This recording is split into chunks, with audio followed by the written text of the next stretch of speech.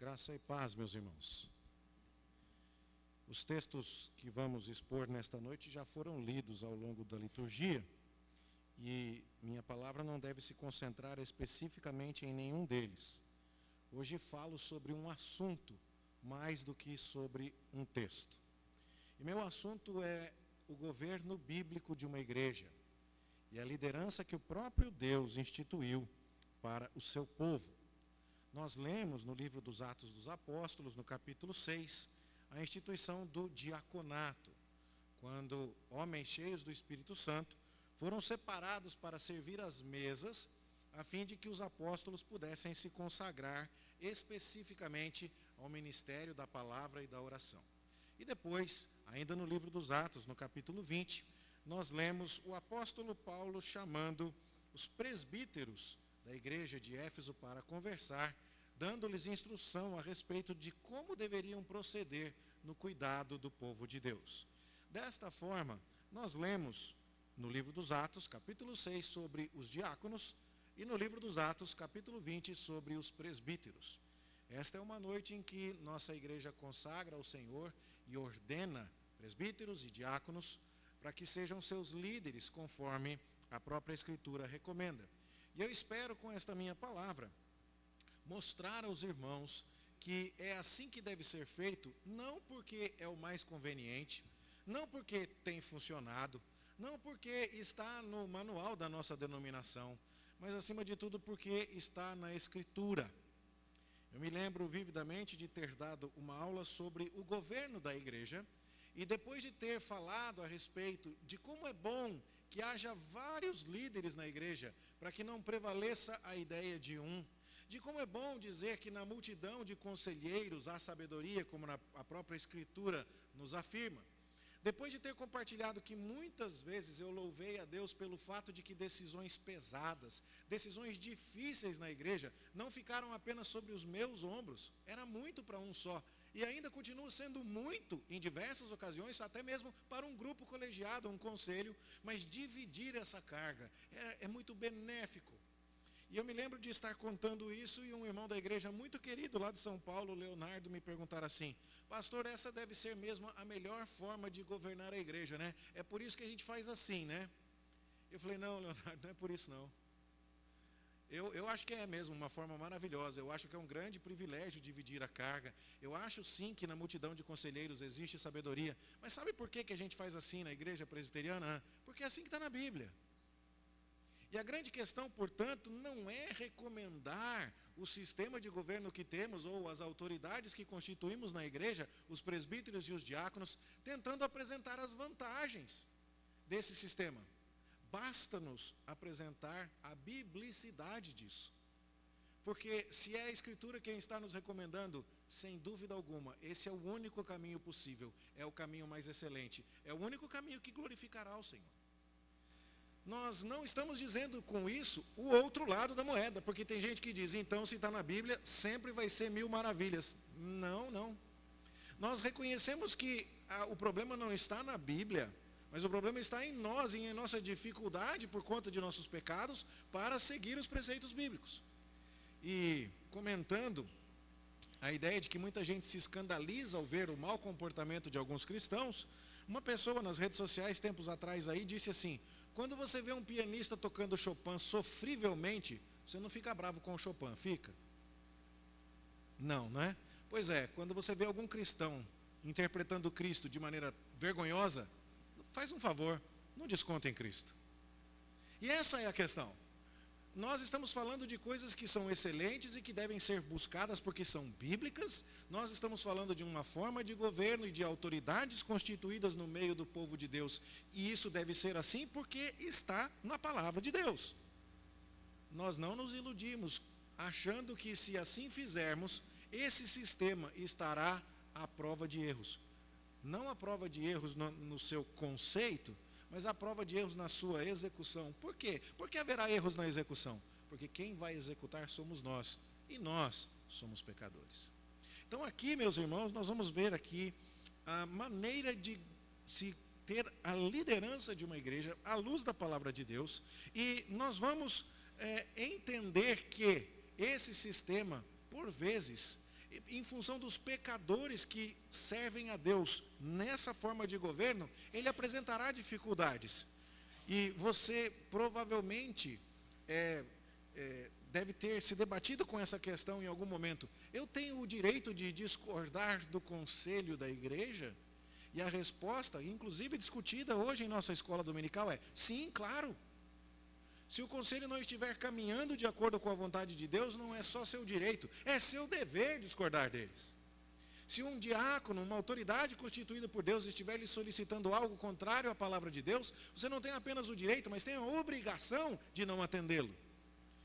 Mas apesar de termos o direito de discordar das nossas autoridades, do conselho, da junta diaconal, nós não podemos discordar da existência do conselho da junta diaconal, porque quem mandou que essas coisas existam foi o próprio Deus.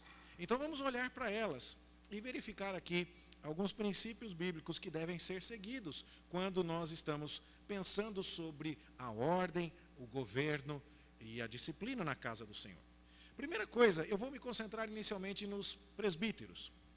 O último texto que lemos, Atos capítulo 20, mostra o apóstolo Paulo chamando os presbíteros da igreja de Éfeso. Éfeso foi provavelmente a igreja onde Paulo mais tempo pastoreou, 3 anos. Antes disso ele havia passado 1 ano e meio em Corinto, onde ele havia mais se fixado, e fora isso ele passou algumas semanas, no máximo alguns poucos meses nas outras igrejas. Mas em Éfeso ele passou 3 anos, porque a cidade era estratégica. Lá em Éfeso havia um templo dedicado à deusa Diana ou Artemis, deusa do amor, da caça, da guerra. E aquele templo era uma das 7 maravilhas do mundo antigo. Uma construção imponente, comparada ao farol de Alexandria, comparada às pirâmides do Egito, que ainda é a única das 7 maravilhas antigas que está de pé. E aí, então, você vê que a cidade de Éfeso era muito estratégica. E Paulo se estabelece ali para que o evangelho dali possa se espalhar. Logo que ele chega e prega, você conhece a história bíblica, os seguidores da deusa Diana dos Efésios começam a perceber que ela não era verdadeira. E começam a alargar o culto de Diana, e as vendas dos nichos de prata, que eram feitos em homenagem a Diana, começaram a cair. Quando atacou o bolso dos comerciantes de Éfeso, Paulo tocou num ponto extremamente sensível. Não sei se você sabe, o bolso é o órgão mais enervado em termos de nervos e de vascularização do corpo humano. É a parte mais sensível que tem. Mexe lá e todo mundo percebe.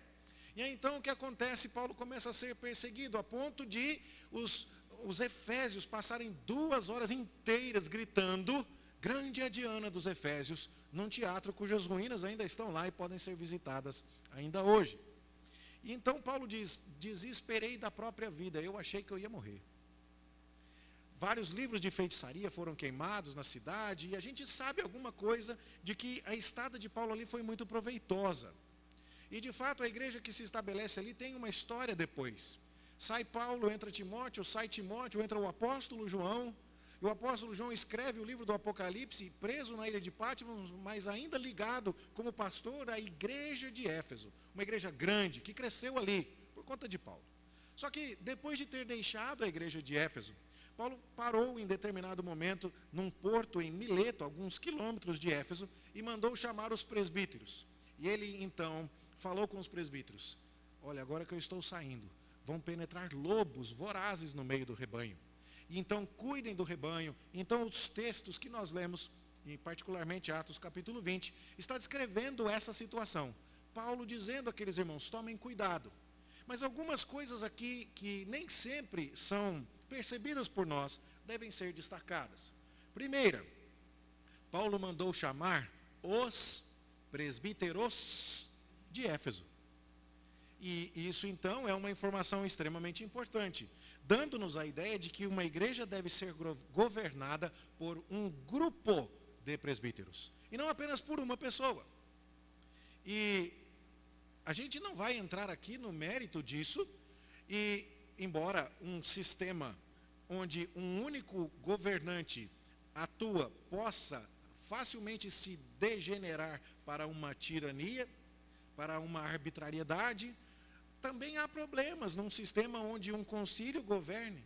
E pode haver politicagem, pode haver, algum tipo de estratégia na qual os elementos mancomunados ali dirijam a votação. Não existe sistema à prova de erros, mas a questão é, a ordem bíblica e o padrão bíblico é sempre a pluralidade de presbíteros. Você vai ver isso quando você lê que antes mesmo de fundar a igreja de Éfeso, lá na sua segunda viagem missionária, o apóstolo Paulo promovia em cada igreja a eleição de presbíteros. Atos 14, 23, nós vemos o apóstolo Paulo nas igrejas da Galácia, Derbe, Listra, Icônio, Antioquia da Pisídia, ele promovia a eleição de presbíteros.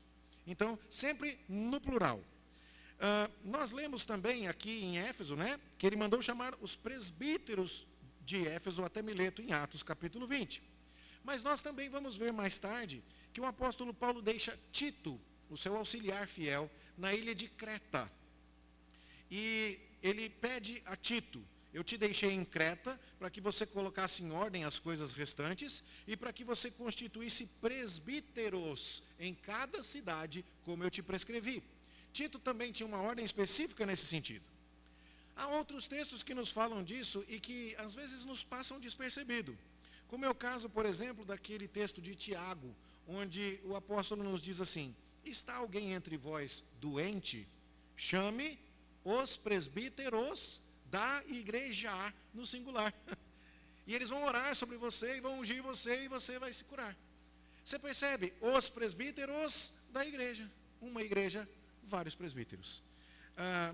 Essa carta de Tiago é ainda mais importante pelo fato de que Tiago escreve às 12 tribos que se encontram na dispersão. Ou seja, os judeus que se espalharam para vários cantos do Império Romano depois da perseguição em Jerusalém.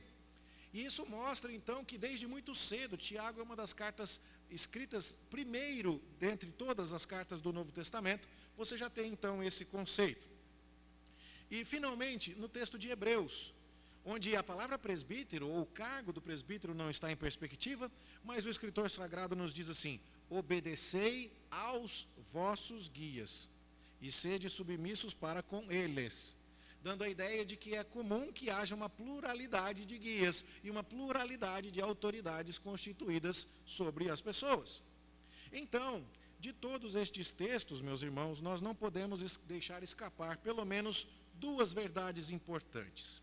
Primeiro, em nenhum lugar da Bíblia nós encontraremos a sugestão sequer de que qualquer igreja, por menor ou mais isolada que fosse, tivesse um só presbítero, tivesse um só líder, tivesse uma só autoridade. O padrão do Novo Testamento constante, consistente, é a pluralidade de presbíteros. Em segundo lugar, outra conclusão importante que devemos tirar até aqui é que nós não encontramos no Novo Testamento mais de uma forma de governo da igreja. Você não vai encontrar igrejas governadas por outro sistema que não esse, o sistema da pluralidade de presbíteros. Isso então deveria nos lembrar que quando constituímos presbíteros na igreja, estamos obedecendo ao Senhor e fazendo aquilo que a sua palavra determina. Mas quem é esse presbítero? O que ele faz?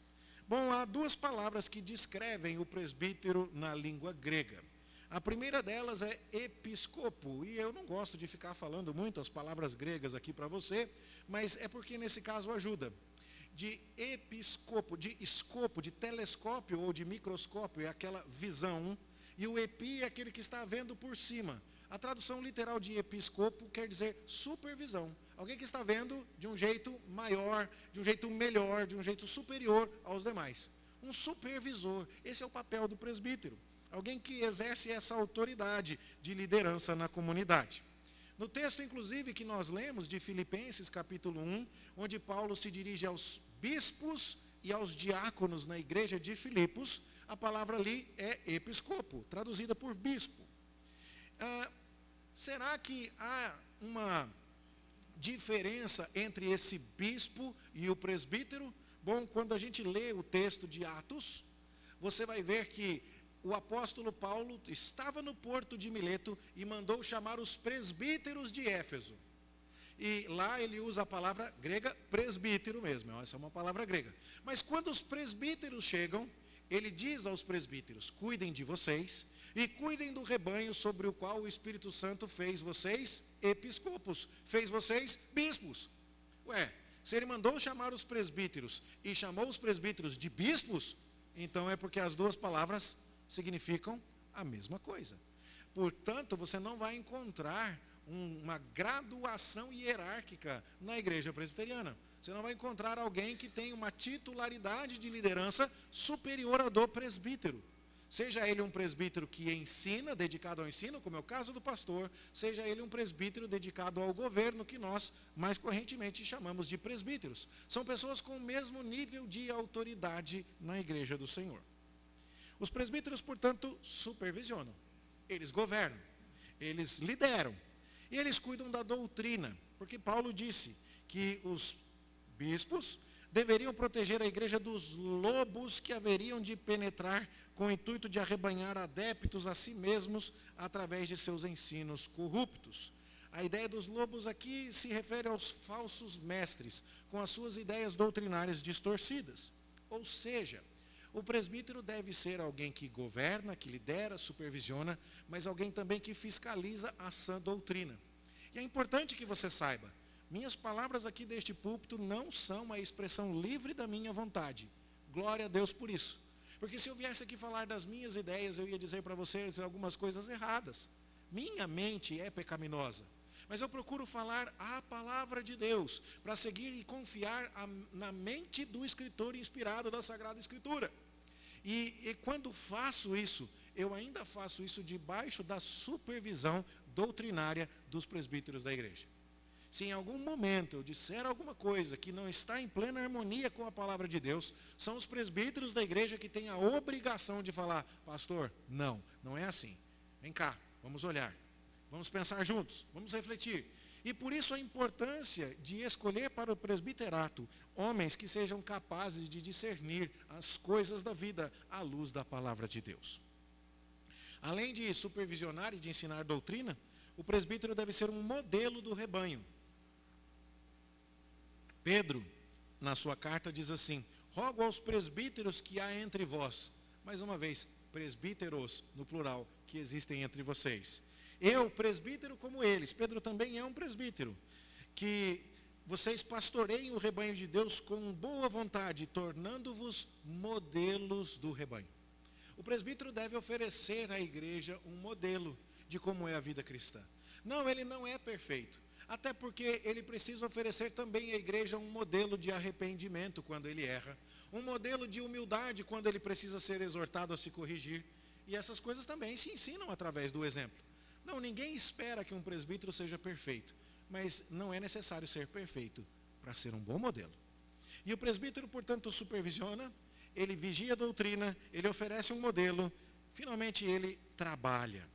A Escritura vai falar sobre isso na primeira carta de Timóteo, no capítulo 3. Se alguém aspira ao episcopado, ou seja, se alguém deseja ser bispo, que quer dizer presbítero, excelente obra almeja. Portanto, a ideia de obra, de trabalho, de serviço, está profundamente conectada ao presbiterato. Deus não chama presbíteros para ficarem num gabinete com ar-condicionado, dando canetadas para aprovar orçamento e decidir coisas conforme o seu bel prazer. Não, o serviço do presbítero inclui arregaçar as mangas e trabalhar. E o trabalho pode se manifestar de diversas maneiras: na visitação, na oração, no aconselhamento, na administração e em tantas outras coisas que a vida em comunidade requer. Muitas e muitas vezes, alguém se sente chateado pelo fato de que não foi considerado para um cargo de presbítero ou não foi eleito para uma situação como essa. Bom, é importante lembrar aqui, todos nós podemos fazer aquilo que caracteriza a vida do presbítero, que é trabalhar. Não precisa ser presbítero para isso. Mas o que não pode acontecer é ser presbítero e não trabalhar. Aí não tem como. Bom, esses são os oficiais a quem Deus confere o governo da igreja. O presbítero, então, supervisiona, fiscaliza a doutrina, vive como modelo, trabalha.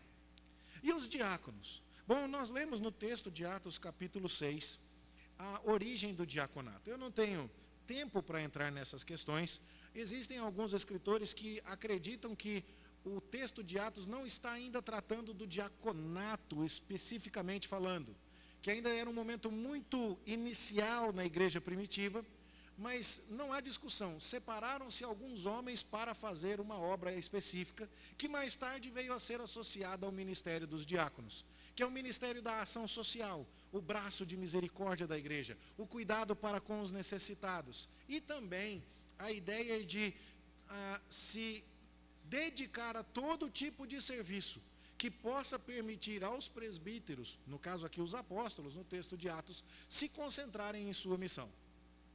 Irmãos, hoje eu vim para a igreja feliz. Demorou um pouco nas férias, tinha mais gente viajando nas férias, a nossa igreja ainda é pequena, mas hoje foi um dia importante para mim.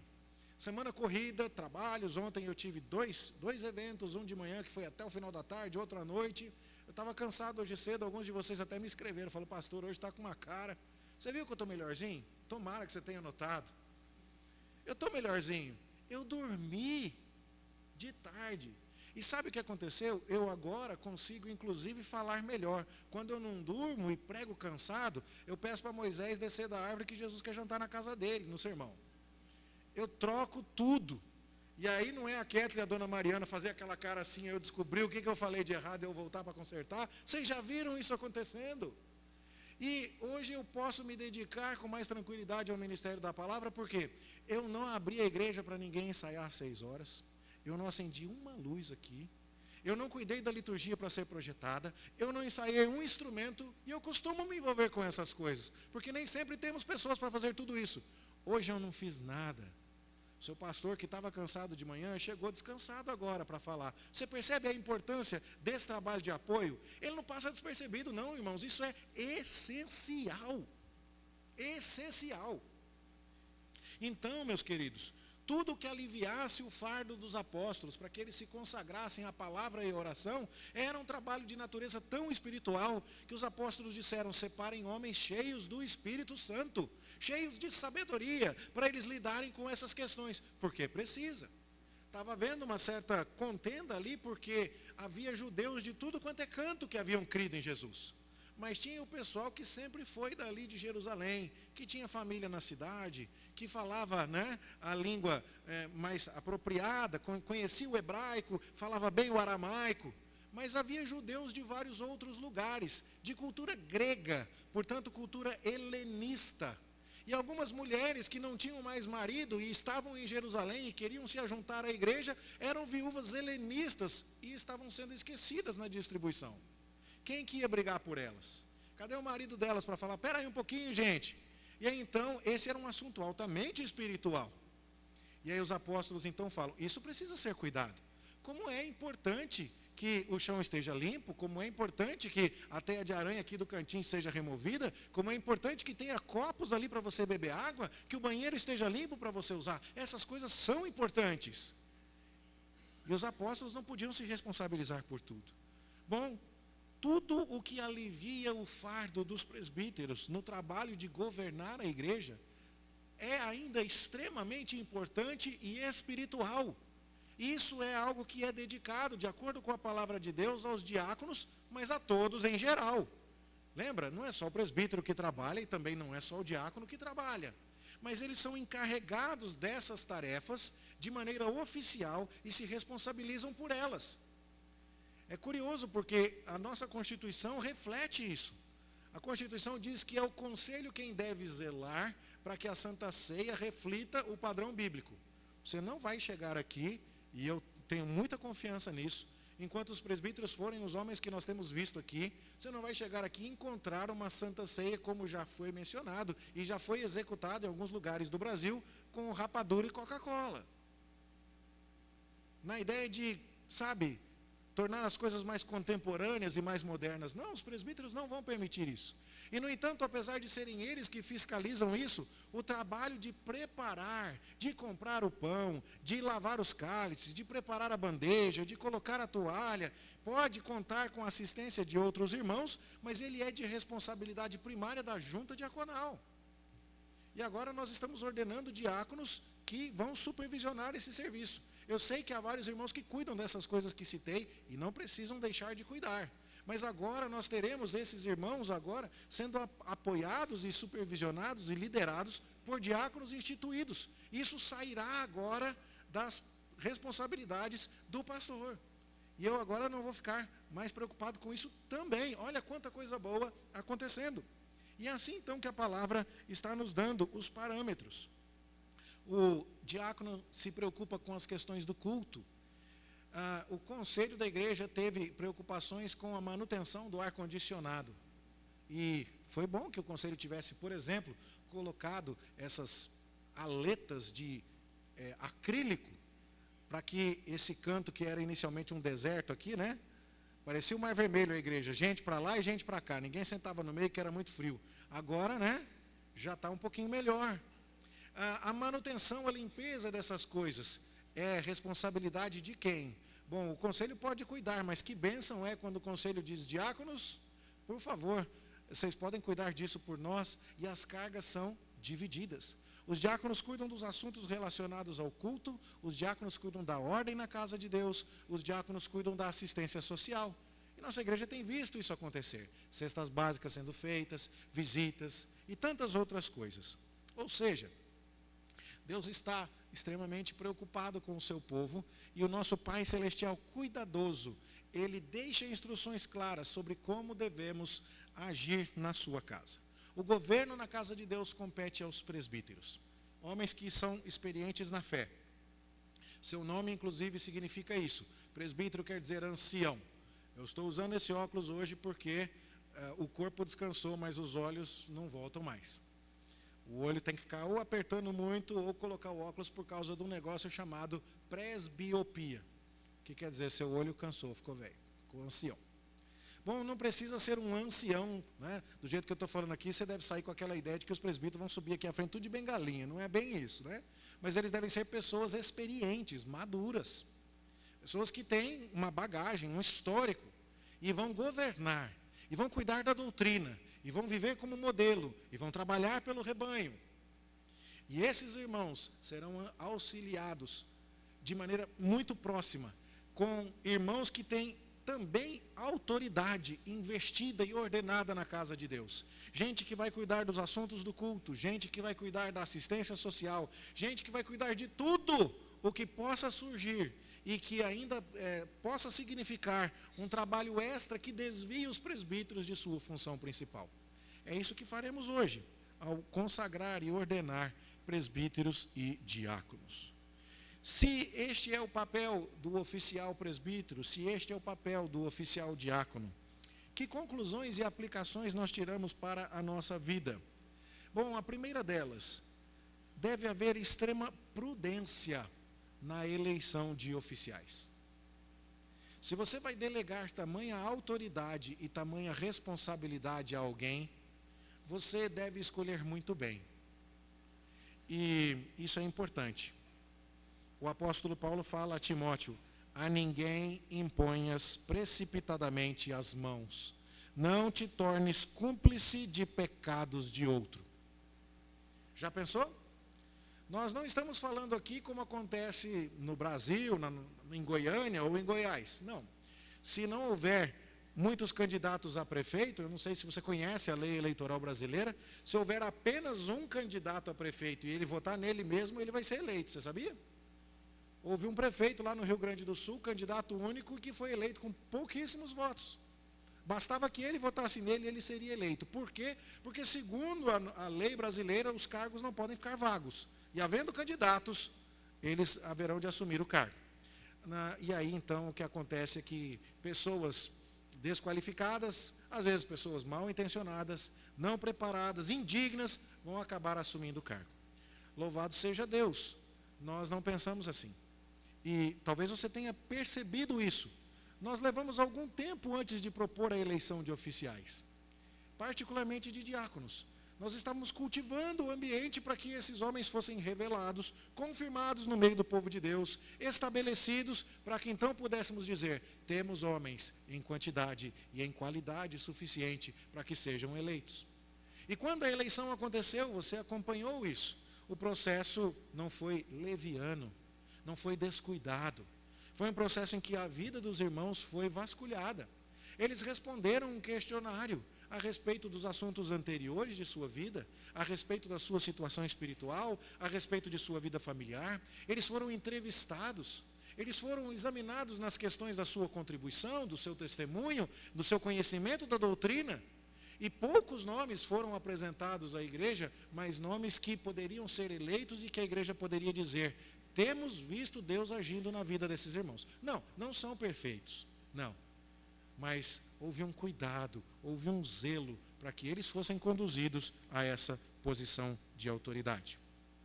Se isso aconteceu, há uma outra coisa importante que devemos nos lembrar, que é a submissão que deve ser prestada a essas pessoas que são líderes na igreja. Daqui a pouco, esses irmãos eleitos que serão ordenados e investidos em seus cargos, prestarão juramentos solenes diante de Deus. Assunto que vimos hoje em nossa escola dominical.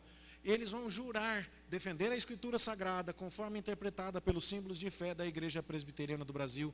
Vão jurar viver como bons testemunhas de Cristo, boas testemunhas de Cristo, dando um bom testemunho, aí sim.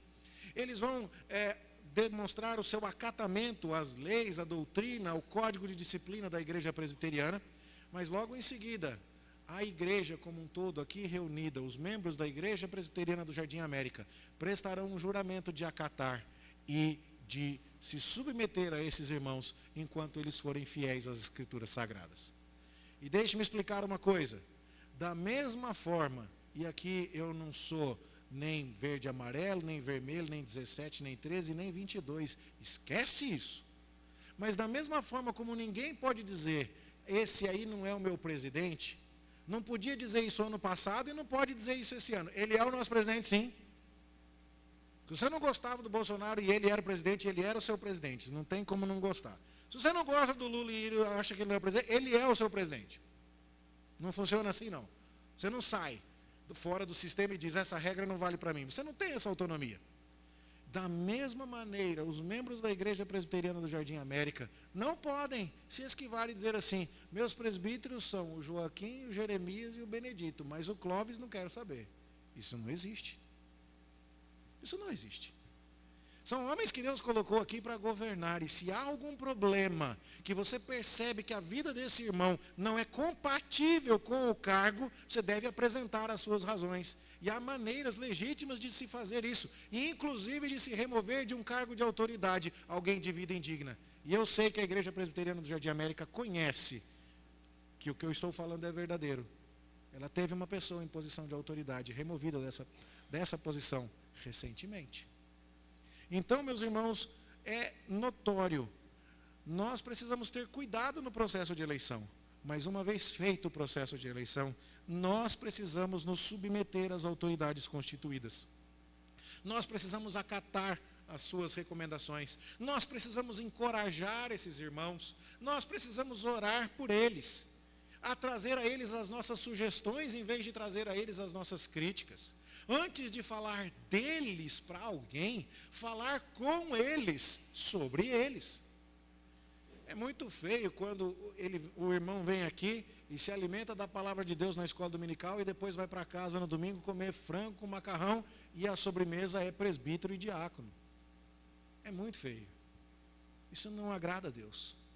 Isso não ensina o teu filho que está à mesa com você a amar a igreja. Isso não planta no coração do teu filho um amor por pessoas imperfeitas. Isso não planta no coração da tua esposa que está conversando com você um respeito por seres humanos falíveis, mas que foram constituídos em posição de autoridade por recomendação do infalível Espírito Santo. Então é importante que nós encorajemos, que nós reverenciemos, que nós acatemos aos nossos líderes e às nossas autoridades, sempre enquanto eles forem fiéis à palavra de Deus. Por fim, é extremamente importante que nós tenhamos uma cultura onde estas pessoas sejam tão valorizadas e tão admiradas, porque biblicamente isso é cabível e correto, que nós tenhamos pessoas pretendendo aspirar pretendendo chegar a esta posição. Você consegue entender como é difícil num país que não valoriza o professor, ter gente estudando para ser professor? E é triste isso, porque é uma vocação tão nobre. E há países do mundo onde é a profissão mais valorizada, mais respeitada. Vai ver como é um professor no Japão. E, no entanto, isso não acontece entre nós. E o que é que todos dizemos? Nós precisamos valorizar mais o professor. Isso pode acontecer de muitas maneiras. Eu aqui não vou ficar propondo políticas públicas de remuneração, embora alguns professores aqui fossem até gostar se eu entrasse por esse lado no sermão, mas não é a hora, nem o lugar e nem a pessoa. Mas a questão toda é, quando nós queremos incentivar isso, nós precisamos tributar honras a essa pessoa, precisamos reconhecer a importância dessa pessoa, e aí então nós teremos uma massa de outros, a nova geração dizendo, viu que coisa boa, que tarefa nobre, como será boa a vida de alguém que se dedica a essa missão e a esse propósito. Mas pense você, nós estamos recebendo uma próxima geração que está levantando. Será que os nossos jovens, os nossos filhos homens, eles estão olhando para isso e dizendo assim, um dia, se o Senhor me permitir, se a igreja reconhecer, eu quero ser um oficial da igreja? Será que a sua filha, um dia, olhando para tudo isso, diz assim, já pensou que bênção eu ser esposa de presbítero? Mas às vezes eu escuto ao contrário, Deus me livre, ser esposa de presbítero, esposa de diácono, fechar a igreja, tá louco, Deus me livre. E aí sabe o que acontece? Nós estamos falando sobre a beleza, a excelência e a glória das autoridades constituídas por Deus e terminamos de fazer um sermão, está todo mundo dizendo, eu achei muito bonito, mas para mim, esquece. Não pode ser assim, meus irmãos, não pode ser assim. Então, se você consegue imaginar alegria no seu coração por ter, quem sabe, um parente, ou seu esposo, ou você mesmo, ou seu filho, ou seu pai, investido numa posição dessa, então é porque nós estamos caminhando de acordo com o conceito que a palavra de Deus tem a respeito dessas autoridades. Se você achar muito bonito, mas falar ainda bem que é lá, para cá de jeito nenhum, então nós não aprendemos a glória disso como a Escritura requer. Portanto, meus irmãos, lembremos-nos destas questões. Nós hoje estamos renovando o quadro de líderes de nossa igreja, dos presbíteros e os diáconos. Nós fazemos isso debaixo da orientação segura da palavra de Deus. Não são as nossas ideias que estão ditando os nossos procedimentos. Nós fazemos isso no temor do Senhor, depois de um processo de eleição cuidadoso, num processo onde procuramos examinar se os candidatos estavam realmente aptos a exercer esse cargo.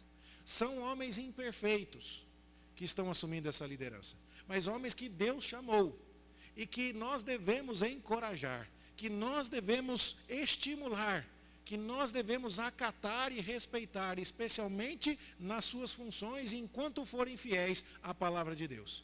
E nós devemos fazer isso com tamanha beleza, que todos aqui possam olhar e admirar isso, e louvar a Deus por isso, e até mesmo ficar felizes, se algum de seus familiares, filhos, cônjuges, pais, puderem se dispor e forem chamados e consagrados por Deus para esse ofício. Quando isso acontece, as coisas caminham no lugar. Quando autoridades constituídas estão exercendo bem o seu papel, a coisa vai bem. Tivemos recentemente a triste constatação de que o Dia dos Pais não é comemorado em muitas escolas. E sabe o que isso significa? Que as autoridades estão sendo desconstruídas, desmontadas. E a casa de Deus, que é a coluna e baluarte da verdade. A coluna é um negócio que fica em pé e que todo mundo vê. Então é um negócio que mostra a verdade. Mas o baluarte é uma espécie de muro, uma barricada que defende a verdade dos ataques. A igreja de Deus mostra a verdade para o mundo. Como? Através de uma liderança e de uma autoridade bíblica. E ela defende a verdade contra os ataques do mundo. Como? Fazendo com que haja em seu meio autoridades constituídas que são valorizadas e que são honradas. E aqui a gente aprende e pratica o padrão de Deus para o governo da igreja, para o governo da família e para todas as outras coisas. Que a Igreja Presbiteriana do Jardim América tenha a graça de Deus de entender essas coisas e de praticá-las para a glória do Senhor. e que os oficiais eleitos e que hoje serão ordenados e investidos em seus cargos possam fazer isso de tal forma a glorificar ao seu Criador em tudo e a honrar a Deus na missão que o próprio Deus lhes confiou. Que seja assim, meus queridos irmãos, é a nossa sincera oração, em nome de Jesus. Amém. Nós teremos agora uma música, eu estou um só rebanho, um só pastor. Nós nos submetemos